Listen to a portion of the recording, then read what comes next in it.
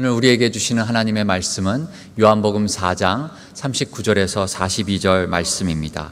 신약 성경 148쪽에 있습니다. 요한복음 4장 39에서 42절 말씀 제가 봉독하겠습니다. 여자의 말이 내가 행한 모든 것을 그가 내게 말하였다 증언하므로 그 동네 중에 많은 사마리아인이 예수를 믿는지라. 사마리아인들이 예수께 와서 자기들과 함께 유하시기를 청하니 거기서 이틀을 유하심에 예수의 말씀으로 말미암아 믿는 자가 더욱 많아 그 여자에게 말하되 이제 우리가 믿는 것은 내 말로 인함이 아니니 이는 우리가 친히 듣고 그가 참으로 세상의 구주신 줄 알미라 하였더라. 아멘. 여러분, 예수님을 자기 인생 어느 시점에 정말로 만난 사람, 그 사람은 결코 이전처럼 살 수는 없습니다. 왜냐하면 예수님과의 만남이라는 것은 그저 잠깐 스쳐가는, 흔히 말하는 스쳐가는 인연, 그런 것이 아니기 때문입니다. 그저 한번 만나고 그 후로는 다시 뒤돌아볼 필요도 없는 그런 단순한 만남, 그게 아니지요. 이분은 하나님의 아들이십니다. 우리 죄를 위해서 죽었다가 다시 부활하신 분이세요. 그리고 중요한 것은 이분은 지금도 살아계십니다. 우리는 그걸 믿습니다. 그게 우리의 신앙 고백이에요. 믿음의 가장 저변에 깔려있는 우리의 확신이 뭔가 하면 부활하신 그리스도는 살아계시다. 그리고 지금도 우리와 함께 계신다. 그러니까 사회자가 이 자리에서 늘 예배를 드릴 때마다 예배 초두에 그런 말을 하지 않습니까? 지금 이 자리에 하나님께서 우리와 함께 계십니다. 참 아멘이지요. 여러분, 사람이면서 동시에 이분은 하나님이세요. 사람이면서 하나님이신 이분은 사람을 바꿀 수가 있어요. 사람을 바꿀 수 있는 힘이 있어요. 사람이 사람을 바꾸기는 굉장히 어렵습니다. 거의 불가능해요. 나도 나 자신을 바꾸지 못해요. 근본적으로 바꾸는 것은 어렵습니다. 그런데 이 예수님의 인격적인 감동 감화는 사람 영혼에 영향을 미쳐요. 예나 지금이나 똑같습니다. 작은 영향이 결코 아니에요. 아주 충격, 영혼이 완전히 흔들리고 영혼이 완전히 뒤집어지고 개편이 되는 지진과 같은, 영적 지진과 같은 그런 영향을 미쳐요. 우리 안에는 모태신앙도 있습니다. 모태신앙은 어려서부터 엄마 손을 붙잡고 교회를 나가지요. 그러니까 어려서부터 이렇게 교회 다니고 신앙생활을 하는 게 너무도 자연스러워요. 이게 알게 모르게 그냥 몸에 붙지요. 습관이 되지요. 자, 그런데 어떤 사람이 가정의 문화 때문에 교회를 나가든 아니면 어려서부터 교회를 오래 다녀서 이게 습관이 되어 있든 이건 분명해요. 그런 사람이라 할지라도 인생의 어느 시점에서는 이분을, 그리스도를, 예수 그리스도를 인격적으로 반드시 만나야 합니다. 개인적으로 반드시 만나야 합니다. 여러분, 많은 사람들이 교회를 나오지 않습니까? 그런데 참 아쉽게도 또 많은 사람들이 잠깐 교회에 머물러 있다가 또 교회를 떠나버립니다. 그 사람들이 왜 교회를 떠나는가? 거기에 대해서는 많은 이유가 있을 거예요. 근데 핵심은 뭔가 하면, 분명한 것은 뭔가 하면 이것 한 가지 너무너무 분명해요. 그게 뭐냐면 결국은 예수 이분을 인격적으로는 만나지 못했기 때문이다. 왜냐하면 정말로 제대로 예수 이분을 인격적으로 만났다면 결코 이분을 떠나지 못합니다. 떠나는 건 불가능해요. 그건 마치 물고기가 물을 떠나는 것과 같아요.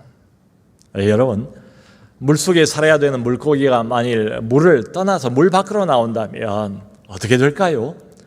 뻔하지요. 얼마 못 가서 물고기는 죽고 말 겁니다. 이와 같아요. 예수를 정말로 만난 사람, 인격적으로 그리고 제대로 만난 그 사람은 결코 예수를 떠날 수가 없습니다. 예수를 떠난다는 것은 단지 종교적인 차원의 문제가 아니에요. 이쯤 되면은 예수를 떠나는 것은 곧 죽음이에요. 사느냐 죽느냐 하는 문제입니다. 그러므로 정말로 하나님의 은총 가운데서 거듭난 영혼, 그리고 거듭난 새로운 하늘의 생명을 가지고 있는 사람은 절대로 예수를 떠나지 못합니다. 아니, 오히려 그 반대입니다. 예수님에게 붙어 있으려고 자꾸 노력을 해요. 이게 무슨 머리로 내가 생각을 해서 그런 것이 아니라 사람이 육체적인 본능이 있는 것처럼 영적인 본능이라는 것도 있어요. 정말로 거듭난 새 생명, 그 영혼의 영적인 본능은 어쨌든 예수께 붙어 있으려고 애를 쓰지요. 어떤 사람들은 초등학교, 중학교, 고등학교, 그러니까 주일학교지요. 열심히 교회를 나가요. 부모님 덕분에 나가는 경우도 참 많습니다. 그런데 예수를 못 만났어요. 그러니까 10년 이상 교회는 다니다가 고등학교를 졸업하면 그냥 후를 털고 자유인이 되는 것처럼 교회를 떠나버려요. 대학교 들어가면서 교회를 떠납니다. 그리고는 영적으로 방황을 해요. 대학 들어가서 인문학을 만납니다. 철학을 만나고 문학을 만나고 철학 속에서 진리를 추구해 봅니다. 문학을 통해서 또 진리를 추구해 봅니다. 여러분, 철학이나 문학이나 인문학들이 우리에게 주는 유익들이 굉장히 큽니다. 근데 그런 학문들은 대개 뭘 말해주는가 하면 인간이 어떤 존재인가, 인간이 얼마나 큰 모순을 가지고 있는가, 이런 것들을 보여줘요. 인간이 안고 살아가는 문제가 뭔가는 밝혀줍니다. 또 철학적인 해답을 내릴 수도 있고 정치적인 어떤 해결책을 줄 수도 있어요. 그런데 영적인 진리, 궁극적인 인생 문제에 대한 해답, 그건 인문학의 관심이 아니에요. 영원한 목마름, 끝도 없는 갈증, 그 영원한 것에 대한 해결책은 주지 못합니다. 그런 답은 갖고 있질 않아요. 거기에 대한 관심도 없습니다. 자, 이렇게 영적으로 계속 방황을 거듭하다가 그 사람이 인생의 어느 시점, 인생의 절벽 끝에 서 있을 때에 다시 예수를 만납니다. 그때는 진짜로 만나요. 제대로 만나요. 나를 위해 죽어주신 예수 그리스도를 그때 비로소 인격적으로 만납니다. 오늘 성경 본문에 등장하는 이 사마리아 여인도 마찬가지. 인생의 벼랑 끝, 어쩌면 마지막 순간, 그때에 예수님을 만나요. 예수께서 이 여인을 일부러 찾아가시고 여인과 대화를 시작을 하시죠. 내게 물 좀 달라. 정말로 목이 마른 여인은 목이 마른 사람 바로 이 여인인데 예수님께서 이 여인의 모든 사정을 다 이미 아십니다. 이 여인을 구원하기 위해서 하늘의 생수를 이 여인에게 주기 위해서 대화를 시작하세요. 점점 더 예수님께서 대화의 주제를 영적인 대화, 영적인 토픽으로 바꾸어 가세요.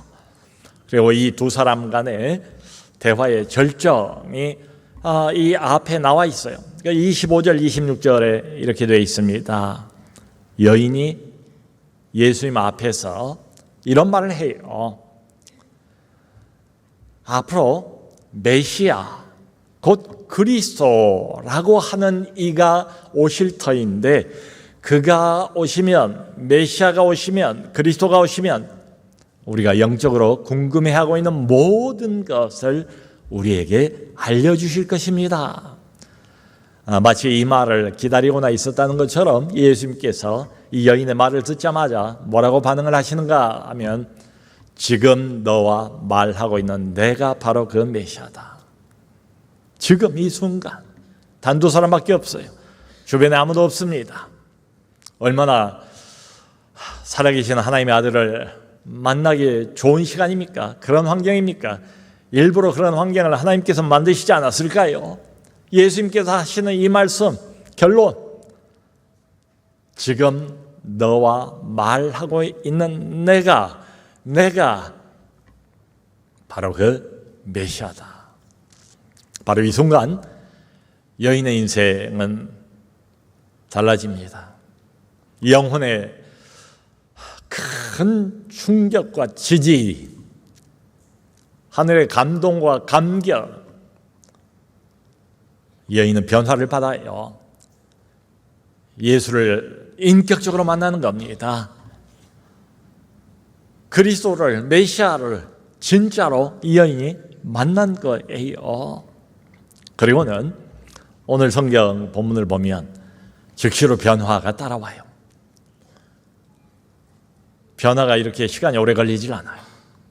정말로 제대로 예수를 직접 만나고 보니까 바로 그 자리에서부터 변화가 시작이 됩니다. 이 여인에게 나타난 눈에 띄는 변화는 뭔가 하면 여인이 가지고 왔던 물동이를 내려놓는 것입니다. 성경 기록을 보면 좀 더 과격한 표현으로 여자가 물동이를 버려두고 그렇게 기록이 되어 있어요. 물동이를 버려뒀대요. 여러분, 물동이는 뭡니까? 물을 담는 항아리 아닙니까? 사람이 물이 없이는 못 살잖아요. 그러니까 이게 얼마나 일상생활에서 소중한 물건입니까? 그야말로 일상생활과 우리의 삶을 살아가는 데 필수적인 물동이, 그 물동이를 여자가 내려놨대요. 아니, 버려뒀대요. 그리고는 마을로 들어가는 거예요. 이 여인이 이 야곱의 우물이라고 불리우는 우물가에 나온 목적은 무엇이었습니까? 그럼 못 뻔하지요. 물을 길러 나왔지요. 근데 아무도 없을 때 사람 몰래 물을 기는 것처럼 대낮에 12시에 사람 눈을 피해서 나오지 않았습니까? 근데 여인이 이 순간 자기가 왜 이 우물가에 왔는가 그 목적을 잊어버린 거예요. 왜 잊어버렸는가 하면 바로 눈앞에 계신 이분, 위대하신 메시아 그리스도 구원자, 이분을 만났거든요. 이분에게 마음을 빼앗겼거든요. 눈앞에 서 계신 이분에게 완전히 사로잡혔거든요. 그러자 인생의 우선순위가 바뀌어지는 셈이에요. 성도 여러분, 실제로 인생의 어느 지점에서 예수를 진짜로 인격적으로 깊이 만난 사람은 대개 이런 공통적인 현상을 경험을 해요. 예수를 만나기 이전에 내가 소중하게 여겼던 그 무엇, 그걸 내려놔요. 이 여자가 마치 물동이를 내려놓는 것처럼 말이죠. 성경을 보면 예수님의 12제자 중에서도 가깝게 예수님과 함께 늘 동행을 했던 제자들이 몇 사람이 있습니다. 베드로, 야고보, 요한이죠. 근데 복음서를 보면 예수님께서 이 사람들을 어떻게 만나시는가, 어떻게 부르시는가, 어떻게 해서 이 사람들이 예수님을 따라가는가 아주 자세하게 잘 나와 있습니다. 이 사람들 전부가 다 원래 갈릴리 바다에서 매일같이 그물을 던지고 물고기를 잡아서 그걸로 생계를 유지하는 소위 어부들입니다. 예수님께서 가시다가 베드로와 안드레를 보고 나를 따르라 하니까 성경을 보면 어떻게 기록이 되어 있는가 하면 이 두 사람이 배를 버려두고 갔대요. 그물을 버려두고 갔대요. 또 조금 가다가 야고보와 요한 나를 따라오라 했더니 그물을 깁고 있다가 역시 배를 버려두고 그물을 버려두고 예수님을 따라갔다는 겁니다. 그러니까 예수를 정말로 만난 사람들은 뭔가를 버려요. 가장 소중한 그 뭔가를. 평생 동안 내가 의지하고 평생 동안 매일같이 내가 해오던 어떤 귀중한 것들을 자신의 직업까지를 필요하면 그걸 내려놓아요. 여러분 성경에 나오는 그 예수님을 또 전격적으로 만났던 삭개오라는 사람이 있지 않습니까? 삭개오가 예수님을 만나고 나자 이 사람은 원래 이제 세리장이고 돈이 많은 사람인데 자기의 재산을 재물을 내려놓습니다. 삭개오야 이리 내려오라. 예수님을 만나자마자 삭개오가 그런 말을 해요. 주여 내가 가지고 있는 재산 절반을 떼어서 가난한 자들에게 주겠습니다. 예수, 메시아, 그리스도, 구원자 이분을 만나자마자 즉시 변화가 일어나는데 물동이를 내려놓는 것처럼 과거에 소중했던 것, 내가 의지하고 있던 것, 붙들고 있었던 것 이걸 내려놓아요. 여러분 바울은 어떤 사람입니까? 유대인 중에 유대인이 바울이고 바리새인 중에 바리새인이 바울이고 그리고 유대의 율법을 철저하게 홍보했던 율법 학자입니다. 네, 바울은 예수를 만나고 난 다음에 이런 말을 해요. 내게 유익이 되던 모든 것을 그리스도를 위해서 다 해로 여길 뿐더러 나는 이 모든 것들을 배설물로 여기노라. 과거에 예수 만나기 전에는 자기에게 굉장히 유익한 가치가 있었던 모든 것을 다 내려놓았다는 거지요. 그 내려놓음이라는 책을 쓴 이용규 선교사님이 있습니다. 지금도 꾸준히 스테디셀러로 많은 사람들이 읽는 것 같아요. 근데 이 이용규 선교사는 원래 그 유명한 하버드 대학에서 박사학위를 취득한 사람이에요. 박사학위를 취득하고 얼마 안 있어 부름을 받습니다. 그러자 그는 장래 자신의 성공과 그리고 보장되는 명예를 다 내려놓습니다. 자신의 스펙을 내려놓고 몽골 선교사로 달려가지 않습니까? 그러니까 예수를 인생의 어느 순간에 정말로 만나고 진짜로 만나고 제대로 만나고 인격적으로 만나고 그 영혼에 큰 지진이 일어나는 사람들은 대부분 어떤 변화를 경험을 하게 되는데 그게 뭔가 아주 명확한 하나의 변화의 표현이 뭔가 하면 물동이를 내려놓는 겁니다. 그러니까 여인이 물동이를 내려놓는다는 것은 자신의 과거의 삶과는 이제는 빠이빠이다. 이제는 결별한다는 것의 상징적인 표현이지요. 자, 여러분 이렇게 본다면 우리도 진정으로 예수를 만났다면 이런 질문을 나 스스로에게 던져볼 수 있지 않을까요? 나는 예수를 정말로 인격적으로 만나고 난 뒤에 무엇을 내려놓았는가? 과거에 이렇게 소중하고 붙들고 안간힘을 썼던 그 무엇을 나는 버린 것이 있는가? 성경 말씀을 보면 이 여인은 물동이만 내려놓은 것은 아니에요. 맨 첫 번째 행동이 물동이를 내려놓는 것입니다. 근데 물동이를 내려놓는 것은 그 다음 행동을 위한 준비 작업이었어요. 이 여인은 물동이를 내려놓고 그리고 그 다음에는 동네로 들어갑니다. 사람들을 만납니다. 그리고는 예수 그리스도를 증거하기 시작해요. 바로 사람들의 눈을 피해서 일부러 사람들을 안 만나려고 뙤약볕 아래에서 우물가로 왔던 이 여인이 180도 완전히 달라진 행동, 달라진 처신, 달라진 말, 이 여인이 사람들을 만나면 사람들을 붙들고 예수를 선전하기 시작하는 거예요. 여기 29절을 보면 그렇게 말해요. 내가 행한 과거의 모든 일을 내게 말한 이 사람을 와서 보라. 이는 그리스도가 아니냐. 내가 행했던 과거의 부끄러운 삶, 내 인생의 수치스러운 부분, 이런 것들을 낱낱이 내게 말해준 이 사람을 와서 보라. 이 사람이야말로 그리스도가 아니냐. 여러분, 예수님께서 이 여인의 형편, 사정, 속마음, 속사정, 영혼의 상태, 이걸 정확히 아셨습니다. 정확히 아셨어요. 그렇기 때문에 여인이 주여 내게도 이 생수를 주옵소서 할 때 예수님이 아주 도전적으로 이 여인에게 그렇게 지적해서 말씀하지 않습니까? 가서 네 남편을 불러오라. 여인의 그동안의 잘못된 가치관, 잘못된 세계관, 이것도 지적을 하셨어요. 근데 여러분, 예수님의 이런 말씀, 이런 지적, 이게 이 여인을 정죄하는 것은 절대로 아니었습니다. 여인도 그걸 모를 리가 없지요. 바로 앞에서 1대1로 대화를 하는데 이분이 이것도 지적하고 저것도 말씀하시는데 이게 자신을 정죄하는 것이 아니다.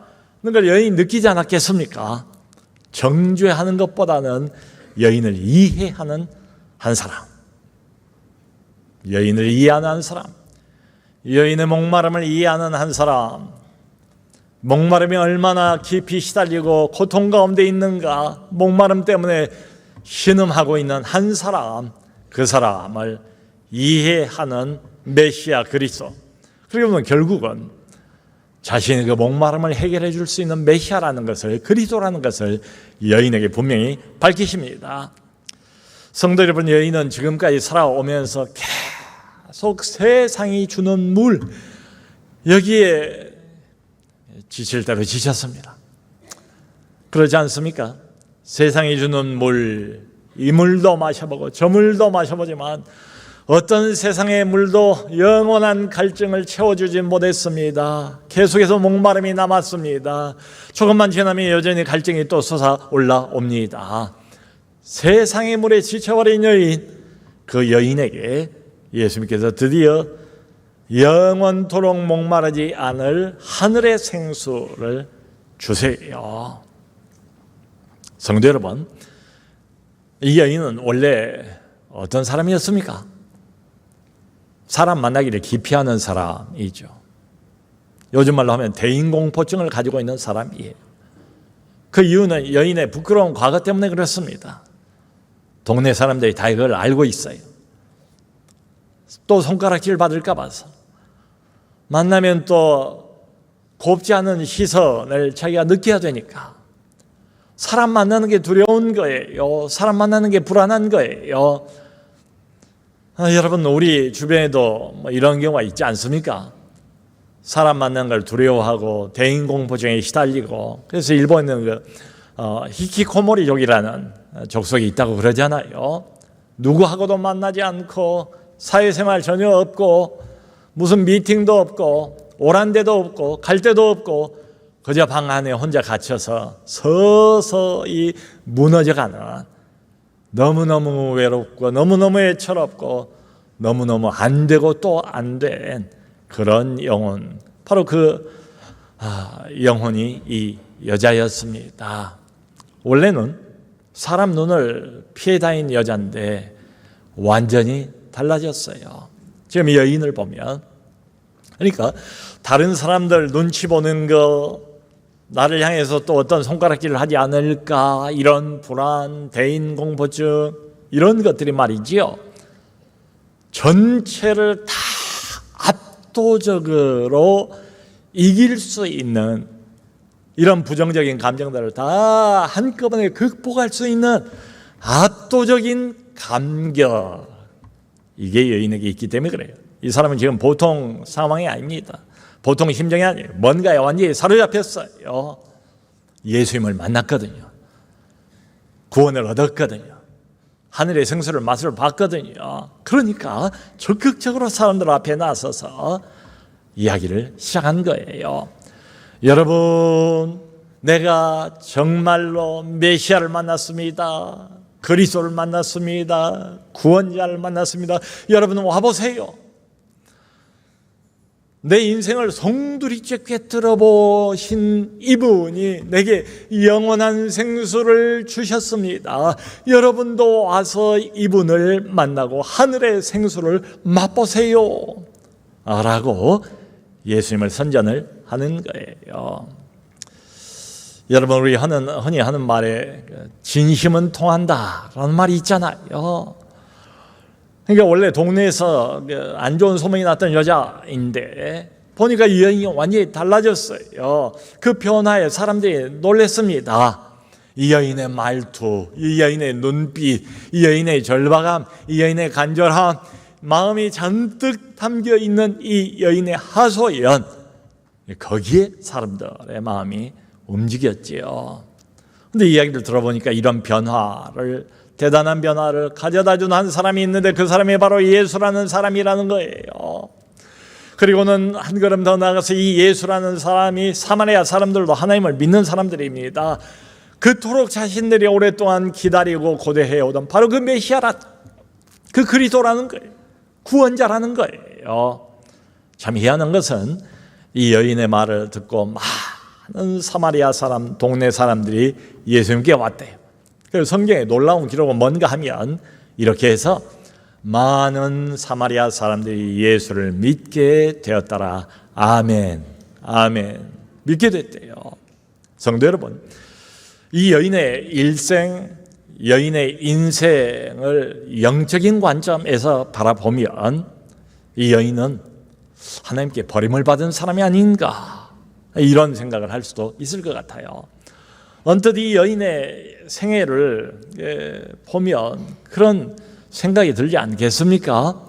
정식 결혼을 5번이나 했지만 결혼에 다 실패하고 마지막으로는 정식 결혼도 하지도 않고 지금은 한 남자와 6번째 남자지요. 동거를 하고 있는 한 여인.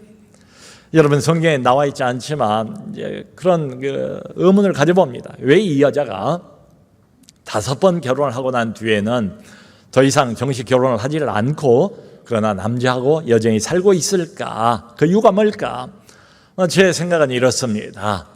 여인이 1번, 2번이 아니잖아요. 3번, 4번이 아니잖아요. 제도적인 결혼이라는 제도 안에서 자신의 배우자, 자신의 남편, 이 사람을 만나면 나의 목마름을 채울 수 있으리라. 이 사람을 만나면 내 행복을 얻을 수 있으리라. 만족할 수 있으리라. 기대하고 결혼을 해봅니다. 실패합니다. 또 기대하고 다른 사람을 만나봅니다. 또 실패합니다. 그것을 5번이나 반복을 했어요. 그러니까 이제는 이 여인의 결론은 이겁니다. 아, 그렇구나.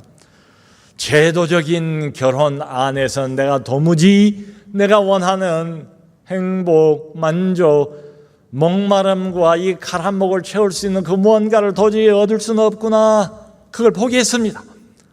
근데 제도적인 결혼은 포기는 했지만 자기의 목마름을 다른 데서는 찾을 수가 없어요. 아직 다른 해답을 얻지는 못했습니다. 계속 목은 마릅니다. 갈증은 점점 목을 죄옵니다. 자기 영혼이 너무너무 힘듭니다. 고통 가운데 있습니다. 그러니까 남자를 떠나지는 못해요. 그러니까 결혼은 안 하고 또 남자하고 동거를 하고 있는 것은 아닌가. 근데 이런 여인이 인생의 벼랑 끝에서 마치 인생의 마지막 순간인 것처럼 예수 그리스도를 만납니다. 만나자마자 여인이 눈이 띄어져요. 해답을 얻어요. 하늘의 생수를 맛봅니다. 그토록 자기가 바라고 바라던 영원한 생수를 실제로 마신 거예요. 경험한 거예요. 맛을 본 거예요. 여러분, 놀라운 것은 정말로 인격적으로 예수님을 만나자마자 즉시로 변화가 일어납니다. 즉시로 복음 증거자가 되지 않습니까? 즉시로 예수의 증인이 되지 않습니까? 그리고 만나는 사람마다 와보세요, 와보라, 이 사람이야말로 진짜 그리스도가 아닌가, 메시아가 아닌가, 구원자가 아닌가. 여러분, 바로 이게 전도입니다. 전도를 쉽게 생각하면 바로 이거예요. 전도란 내가 만난 예수를 전하는 거예요. 성도 여러분, 이 여인은 우리가 충분히 짐작해 볼 수 있죠. 무슨 신학적인 지식 거의 없습니다. 있을 리가 없지요. 이 여인은 우리가 잘 알고 있는 십자가 대속의 진리 잘 알고 있지도 못해요. 이 여인은 우리가 잘 아는 기독교 교리에 대한 깊은 지식도 없습니다. 이 여인은 성경 공부를 많이 한 사람도 아니에요. 근데 이 여인은 확실한 거 한 가지를 가지고 있습니다. 그게 뭔가 하면 예수를 만났다는 것. 예수를 만났다는 것은 진짜 아닙니까? 사실 아닙니까? 경험 아닙니까? 제가 체험한 것 아닙니까? 그러니까 무슨 깊은 교리적인 지식, 십자가에 대한 이해, 아직 이런 건 없다 할지라도 자기한테 분명한 거, 변할 수 없는 거, 아무도 흔들 수 없는 하나의 진리, 내가 경험한 예수, 내가 만난 예수, 그게 힘이 있어요. 그래서 사람들에게 내가 만난 예수를 전하는 거예요. 성도 여러분, 이렇게 보면 전도란 무엇인가 하면 간단한 것 같아요. 나를 찾아오신 예수에 대해서 말하는 거죠. 내가 만난 예수에 대해서 이야기하는 것, 그게 전도입니다. 무슨 대단한 기적 없어도 돼요. 무슨 거창한 간증, 그걸 요구하지도 않아요. 그저 내가 어떻게 예수를 만났고 그리고 어떻게 내 인생이, 내 삶이 바뀌었는가, 그걸 진솔하게 이야기하면 됩니다. 여러분, 우리 남서울은행 교회에서는 1년에 2번 세례식을 베풀지 않습니까? 그러면 이제 세례 교육을 받아요. 그럼 마지막에 세례 문답이 있습니다. 그리고 최종적으로 세례자들은 세례에 대한 간증문을 쓰게 되어 있어요.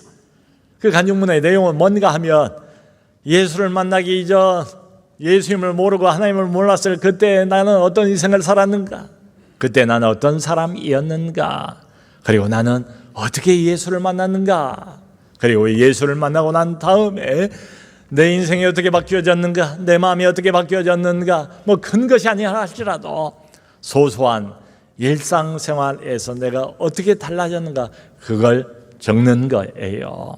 성도 여러분, 지금까지 내가 어떤 삶을 살아왔든지 상관이 없습니다.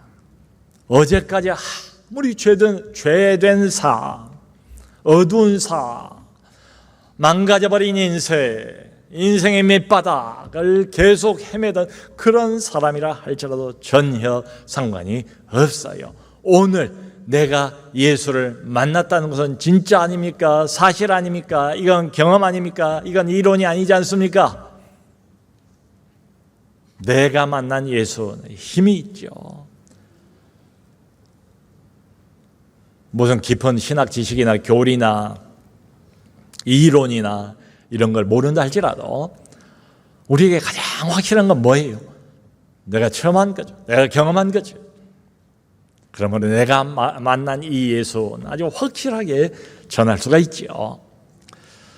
여러분, CBS라는 방송국, 기독교 방송국에서 최장수 프로그램은 새롭게 하소서라는 프로예요. 아마 다들 아실 겁니다. 무려 42년이 됐어요. 1980년도부터 이걸 시작을 해서 40년 이상, 42년이요, 44년이 됐네요.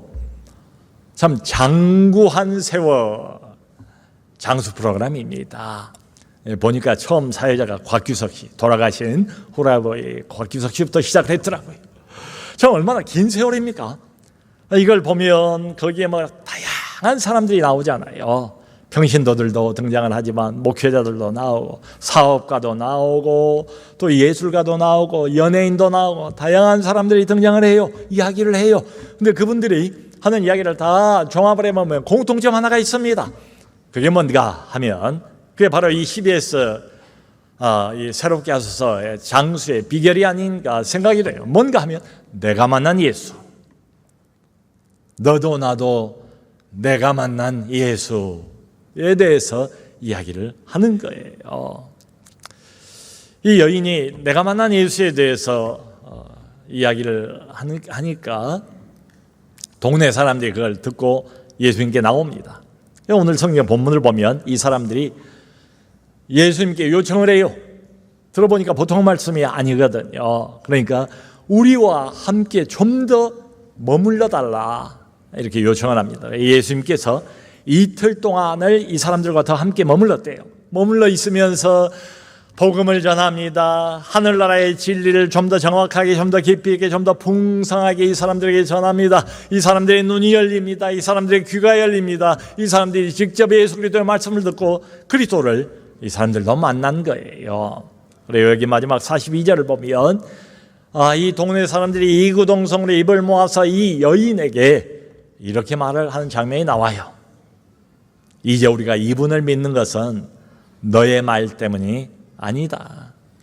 우리가 이분을 만나서 이분의 말을 직접 듣고 이분이야말로 하나님께서 이 세상에 보내신 참으로 세상의 구세주라는 것을 우리가 알았기 때문이다. 아멘. 아멘. 성도 여러분, 사람의 영혼을 구원하는 데 있어서 우리의 역할은 반드시 필요합니다. 그것은 뭔가 하면 어떤 사람을 예수님께로 인도하는 거예요. 마치 이 여인처럼. 거기까지입니다. 그게 우리 역할이에요. 사람을 데려다가 예수님 앞으로 인도할 수는 있어요. 근데 그 사람을 믿게 할 수는 없습니다. 이게 우리의 한계예요. 믿는 것은 여기 본문이 보여주는 것처럼 본인이 직접 와서 하나님의 말씀을 직접 듣고 직접 예수님을 만나야만 돼요. 하나님께서 오늘도 여기서 저기서 사람의 영혼을 구원하는 일을 지금도 진행하고 계십니다. 우리가 할 역할은 뭔가 하면 과거의 나처럼 예수 만나기 전에 내 인생처럼 한없이 목이 마른 주변의 어떤 사람, 그 누군가를 손을 잡고 예수님 앞으로 데리고 오는 겁니다. 거기까지만 하면 돼요. 그 이후로는 하나님이 하실 겁니다. 하나님의 소관이에요. 예수님 앞에 오면 그 뒤로는 하나님께서 그 사람의 마음 문을 여시고 하늘의 말씀을 직접 듣게 하시고 예수님을 직접 인격적으로 만나게 하시고 자기 스스로 예수님을 믿게 해 주실 거예요. 그러므로 사랑하는 성도 여러분, 담대하시기를 바랍니다. 언제든 어디서든 이 여인처럼 오직 한 가지, 내가 만난 예수를 겸손하게 진솔하게 마음을 담아서 이 영혼을 사랑하는 마음으로 전하기만 하면 역사가 일어납니다. 내가 만난 예수를 언제든 어디서든지 전하시고 그리고 영혼을 구원하는 복음의 증인, 예수의 증인 모두 다 될 수 있기를 주 예수 그리스도 이름으로 축원합니다.